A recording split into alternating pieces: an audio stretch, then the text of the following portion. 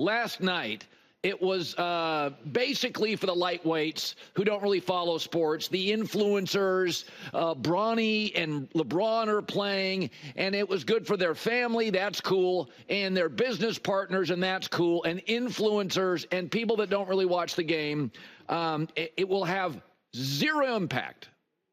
It was cool. It was a moment.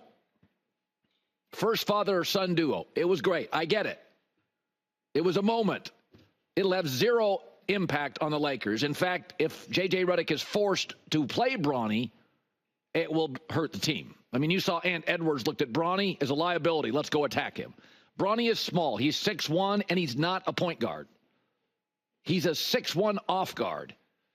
He would not be a dominant G League player. He would be a G League player. And I get it. I live in Los Angeles. Red carpet, Hollywood. I get it.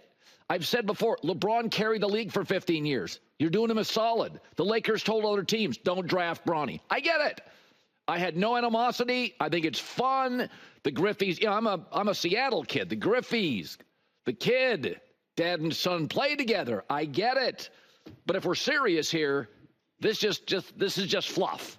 This is for influencer types. The cameras come out, everybody's taking pictures. I was there. That's fine. I mean, you go to a restaurant in LA, it's 23-year-olds. I mean, taking pictures of their food. Like, I get it. But for serious basketball people, all I watched was J.J. Redick, and the thing I would be encouraged about, the Lakers' ball movement was better than it was with Darvin Ham. The spacing was better than it was with Darvin Ham. And Anthony Davis got to the free throw line 15 times. So, Anthony Davis, J.J. Redick is all in, and as an offensive coach, knows how to use him better than Darvin Ham did. That's what I watched. The other stuff felt like a soft launch for a Kardashian show. All right? But, I mean, what I was watching was, oh, my God, this is the most engaged. Anthony Davis is all in. LeBron's still fine. Austin Rivers has put on 10 pounds of muscle.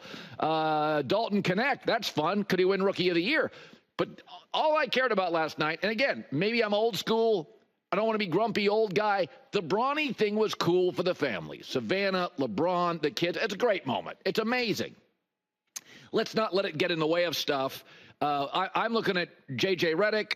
I'm looking at Anthony Davis, the rookie. I still think they could use another three-point shooter.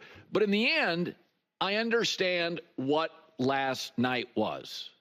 Right? It's the local news anchors pretending they care about sports because the team's in the Super Bowl. It's bring out the cameras and the iPhones. It's adorable. I'm happy for LeBron and his family. It's an amazing family, American success story. Bronny seems like a nice kid, but he's a 6'1" off guard. They don't exist in the NBA. I mean, 6'1" point guards. You have to be so athletic. You got to be John Morant to be a small point guard to succeed in this league. To be a small off guard, you would have to be the best three-point shooter or the best defender at 6'1" in league history. So look, can we just, so let's just give them their moment. It's nice. Here's Bronny, who's a good kid, works hard, seems like a joyful person. Yes, it wasn't a circus. It wasn't. The Lakers won. Minnesota was a little out of sorts in the first half. Cat's gone. Julius Randle in. Dante DiVincenzo is going to be a nice fit. Minnesota is going to be fine. They have a really good coaching staff. They're good players. I think they could be as good or better than last year. They didn't get their feet under them in the first half. It's the first game. Don't make too much of Minnesota. I like their pieces. Julius Randle, dribbles too much, takes the air out of the ball. Not my favorite. And in the moment was not a circus. But let's be honest. If you're going to force the Lakers to play Bronny, it will be, and it'll get in the way of what a team that may be at best a playing team.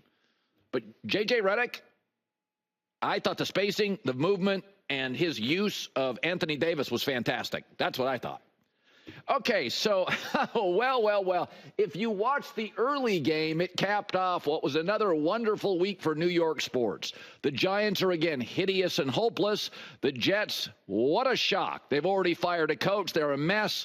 The Mets, cute story, bye-bye, overwhelmed by the Dodgers bats. And the Knicks won't be able to compete against the Celtics this year. Thanks for flying United. Yeah, that was ugly. The Celtics led at one point by 35 points. Now, let's be fair. The Knicks, and they know this, they have to get another three-point shooter. They moved Dante DiVincenzo to get Karl Anthony Towns. Now, Cat's the better player, and they need size to compete against, Porzingis and Embiid and Giannis. I totally got the move. But Mikal Bridges gives the Knicks another wing defender. But you're still going to make threes, not just defend them. And Boston, Boston last season led the NBA in three-point shots and makes. Yeah, they decided during the offseason, let's shoot more. Last year they averaged 42. Last night they shot 61.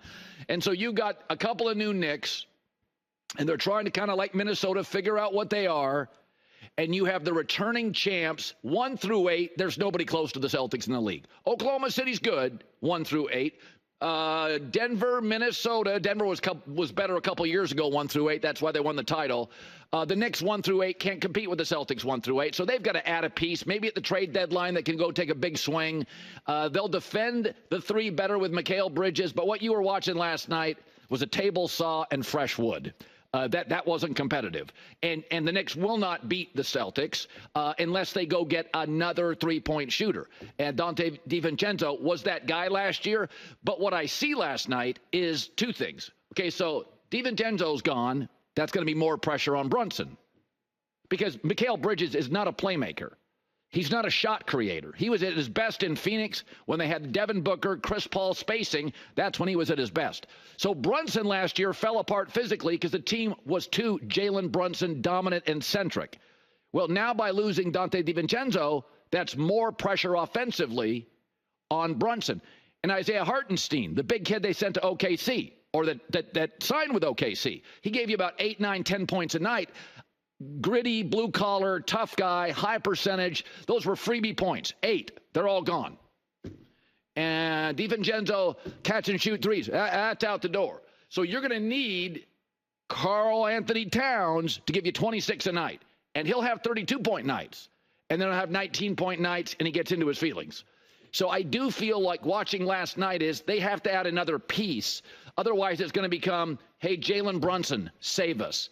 And I'm sorry, when Derek White's your 4th or 5th best player, he would be arguably the Knicks' 2nd best player.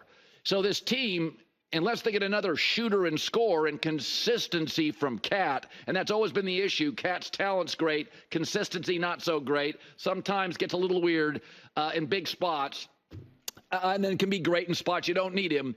I feel like last night is Knicks will be fine in March. But last night, that's true serum.